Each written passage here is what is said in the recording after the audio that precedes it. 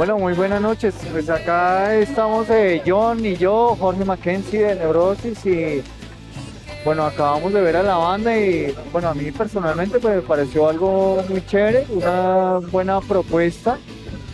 Como se dice, pues, aunque esa palabra no me gusta mucho, pero es una banda pues muy profesional, bien ejecutada en todos sus integrantes y con lo que más me llamó la atención fueron como los cambios tan variados, digamos, dentro de las canciones, ¿no? Digamos, no es como las típicas bandas que uno ve que siempre es la misma cosa, desde la primera hasta la décima canción, sino que habían muchos cambios pues bien hechos dentro de cada canción, ¿no? Y el mensaje, digamos, de las canciones también me pareció pues como diferente, ¿no? Como profundo. De verdad que los felicito mucho. Hola muchachos, ¿qué tal? ¿Cómo están? Mi nombre es John, paseo de Neurosis y sí, la verdad me parece una muy buena banda, una propuesta muy buena, un saludo muy grande, un saludo para los Botoya, parceros.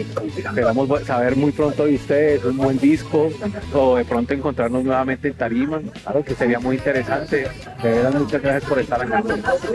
Continúen adelante, lo están haciendo muy bien. El cartel gringo, ¿dónde está? ¿Quién lo lleva de la frontera?